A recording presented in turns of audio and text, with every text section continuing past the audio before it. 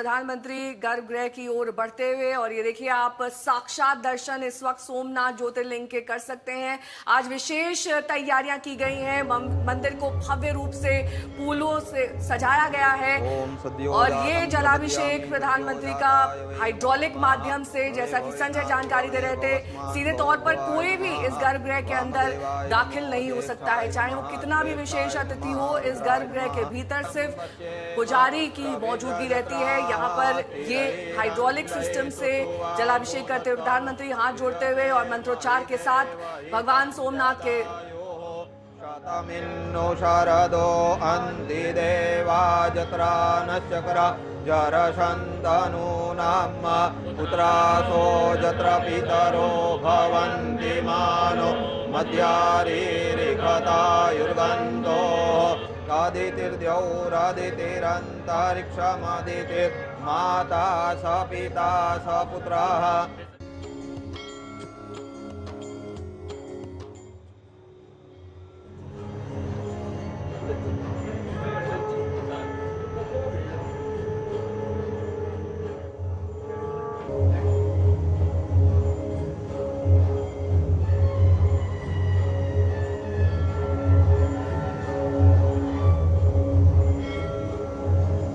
ओम सद्यो जातं प्रपद्यामि सद्यो जाताय वै नमो नमः। भवे भवेनाति भवे भवस्मान् भवोद्भवाय नमः। वामदेवाय नमो ज्येष्ठाय नमः श्रेष्ठाय नमः रुद्राय नमः। पश्येम शबीर्जत्राः स्थिरैरङ्गैः स्तुष्टुवागुंसस्तनु वीर्यसेम हि देव हि तञ्जदायुः।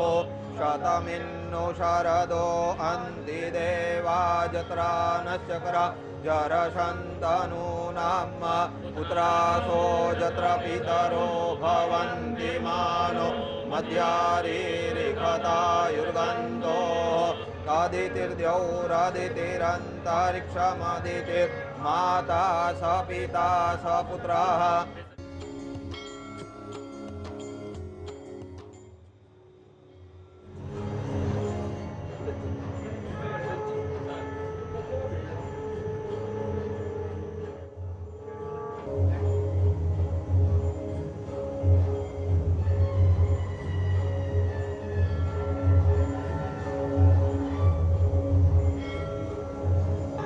ओम सद्यो जातं प्रपद्यामि सद्यो जाताय वै नमो नमः।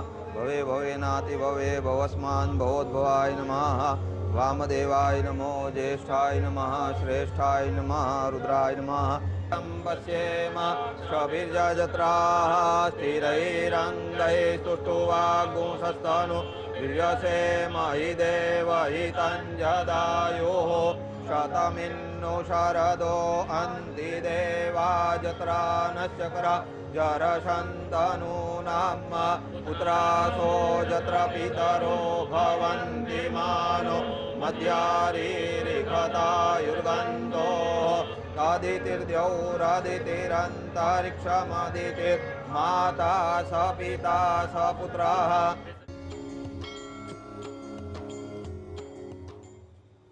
संजय, हमने प्रधानमंत्री को यहाँ पर पूजा अर्चना करते हुए देखा, क्योंकि अमूमन ये देखा जाता है कि अंदर मोबाइल फोन, कैमरा, वीडियोग्राफी कुछ भी वहां पर अलाउड नहीं है। लेकिन आज क्योंकि खास मौका है, अमृत महोत्सव है, इस तरीके से पूरा का पूरा जो पूजा विधि थी वो हमने देख पाई और तमाम वो भक्त जो इस सोमनाथ ज्योतिर्लिंग के साक्षात दर्शन करना चाहते होंगे वो भी आज कृतज्ञ हुए होंगे कि इस अमृत महोत्सव के माध्यम से उन्हें वो भव्य नजारा देखने को मिल रहा है।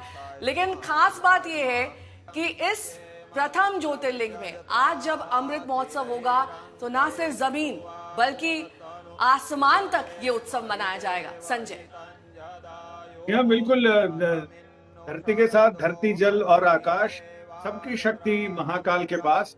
तो उसमें आसमान में एयर शो भी होगा और इसके साथ ही वहां पर कुंभाभिषेक है।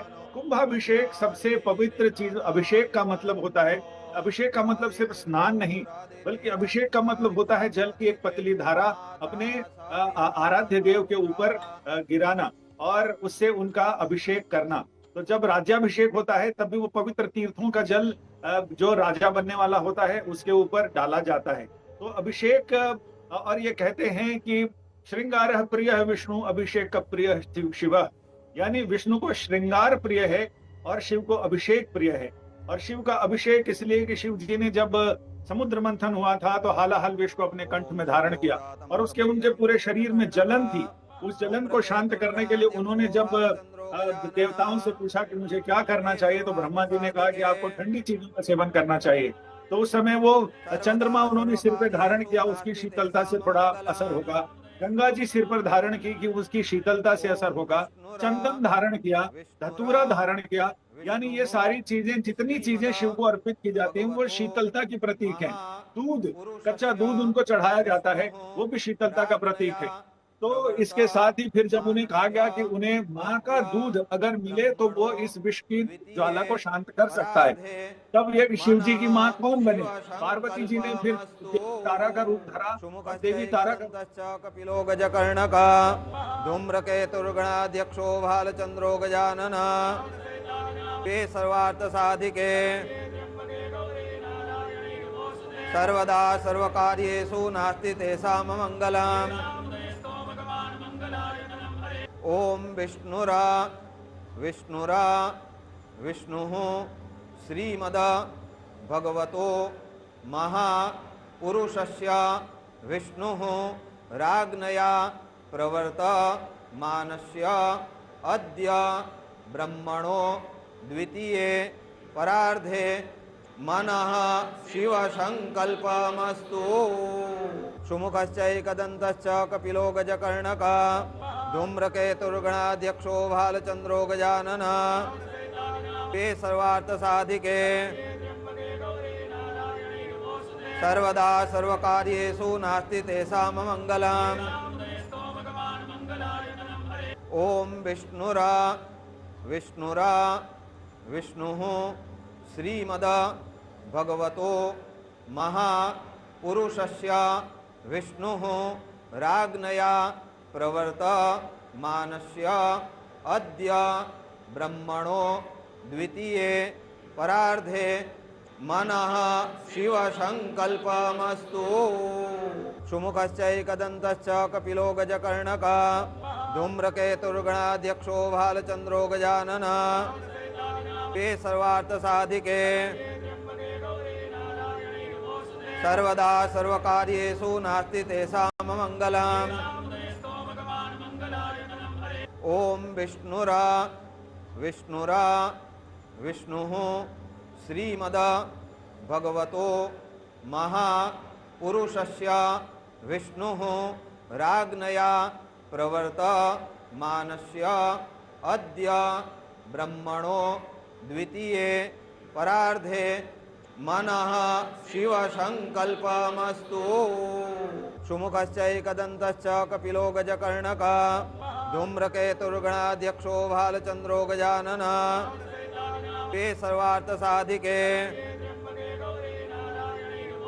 सर्वदा सर्वकार्येषु नास्ति तेषां मंगलम्। ओम विष्णुरा विष्णुरा विष्णुः श्रीमद भगवतो महापुरुषस्य विष्णुः राज्ञया। इस मंदिर ने भक्ति, समृद्धि, विदेशी आक्रमण, पुनर्निर्माण और अब आधुनिक ये मंदिर बन चुका है। सब देखा है। हमारे साथ संजय लगातार जुड़े हुए। संजय, इस समय मंत्रोच्चार चल रहा है, उसकी गूंज सुनाई दे रही है, लेकिन जो इस मंदिर की आप खासियत विशेषता बता रहे हैं वो देश के दूसरे मंदिरों में इन दिनों चारधाम यात्रा चल रही है, वहां पर वीआईपी के लिए अलग व्यवस्था होती है, आम आदमी के लिए अलग व्यवस्था होती है और उस पर प्रश्न भी खड़े होते हैं। तो जो सोमनाथ कर सकता है इस मंदिर में हो सकता है, वो दूसरे मंदिरों में क्यों नहीं?